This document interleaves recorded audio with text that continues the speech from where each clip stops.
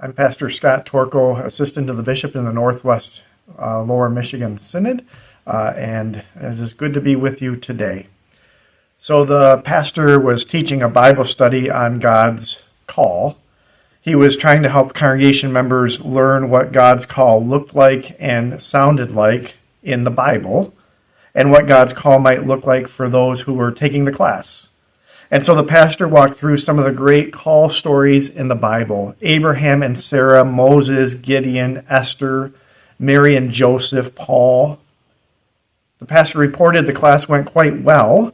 Conclusions were drawn about some ways that God's call comes to us and how one might understand and know what they are being called to.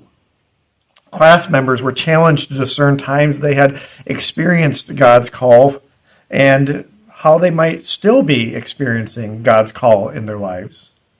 The pastor felt good about the class. Those in the class were given tools that would help them listen to and for God. But then the pastor began discerning his own call by way of an interview process.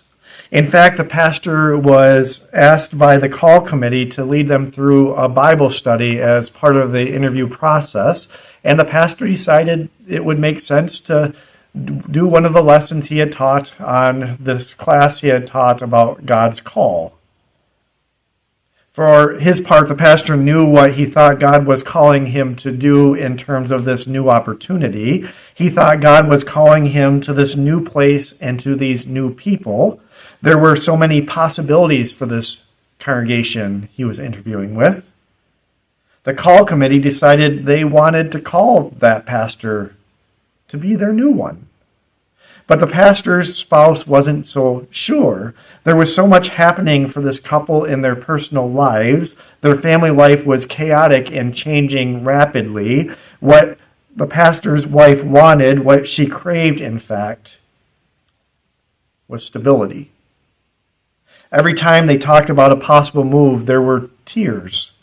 Even as the pastor sensed a call from God to this congregation, the pastor knew what he had to do. The pastor picked up the phone and contacted the call committee chair. As much as it pained him to admit, he wouldn't be taking the new call. The call was right. The timing was all wrong.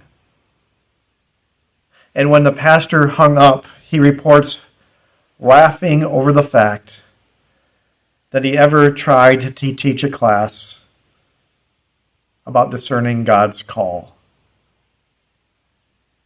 Sometimes discerning a call from God is messy. When Jesus came calling, those first disciples were so eager. They were fishing. Jesus came by and called them by their names. Simon, Andrew, James, and John, follow me, he said. I'll make you fish for people. The four heard the invitation from Jesus, got up from the boats, and followed him. And Matthew adds this one word so that we do not miss the point. Immediately. Immediately, they left the boat and their father and followed him. Don't you want to know what made them so certain? Don't you want to know what it was about Jesus that led them to immediately follow him? I find myself wanting to understand what they knew when Jesus called them and they left. And I find myself equally curious to understand what those first four disciples did not know about Jesus when he came by and called them to follow. Because there was conflict brewing. John the Baptist had been arrested by Herod. John's ministry had become a threat to a powerful leader. Powerful people sometimes attempt to create fear in those situations. They bottle up those they are threatened by. They seek to silence those who share what they see and know if it doesn't correspond to what that powerful leader wants. So Herod arrested John the Baptist.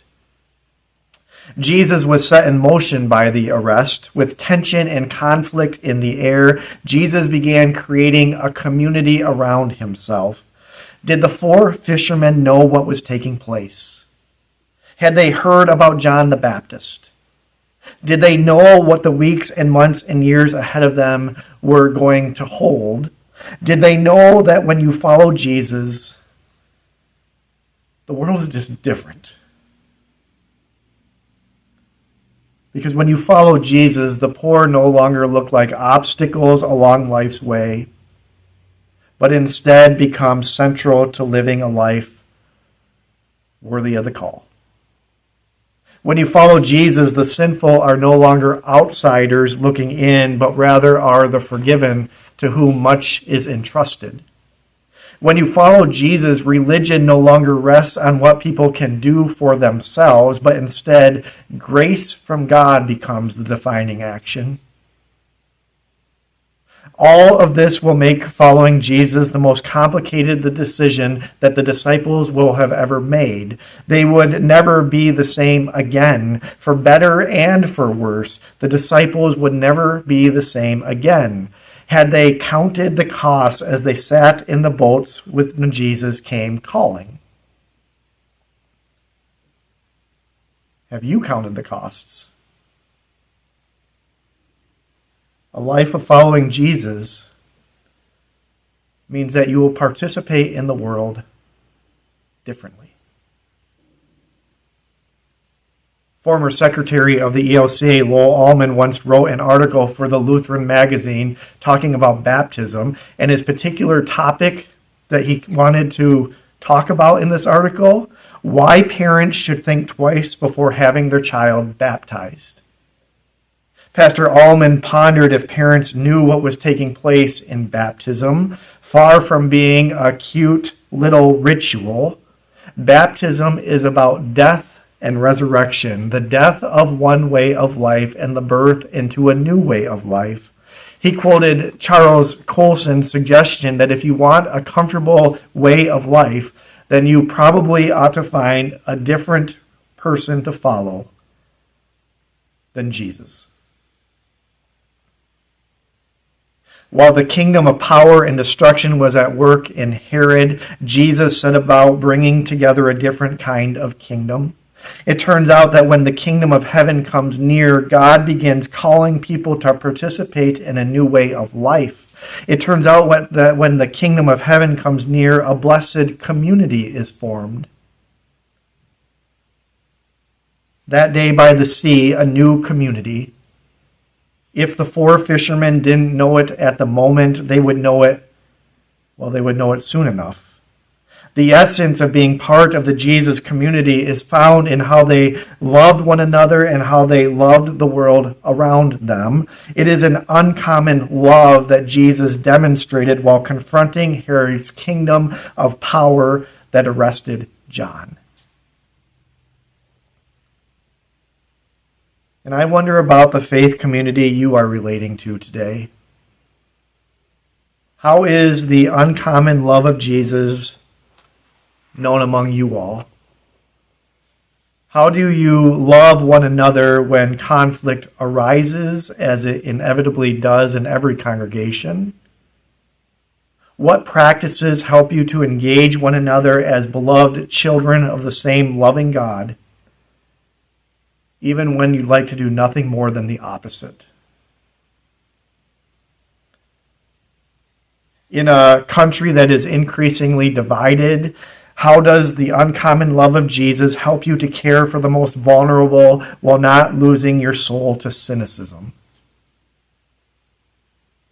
Love your enemies, Jesus will declare to those disciples. Pray for those who persecute you, Jesus will say as the disciples listened. Pick up your cross and follow me, Jesus will tell them before Jesus was literally lifted up on his own cross.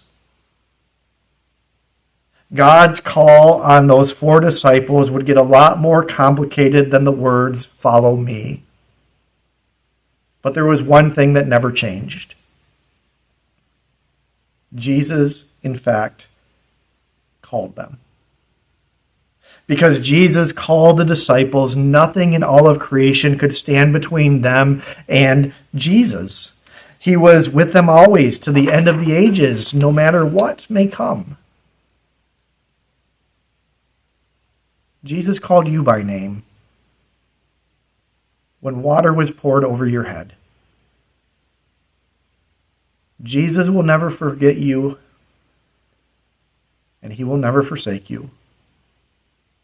God's call to you will get a lot more complicated than that. Life has a way of twisting and turning, after all. Life can be complicated. But in the midst of life's complications, in the midst of trying to discern what God would have of you in any given situation or moment, be grounded in this. Jesus has called you his own. You belong to him. And just as it was with those first 4 disciples, so it is for you. Nothing in all of creation can stand between you and Jesus. Come what may, Jesus has you, even to the end of the ages. Whatever else is unclear about discerning God's call on you, this much is clear.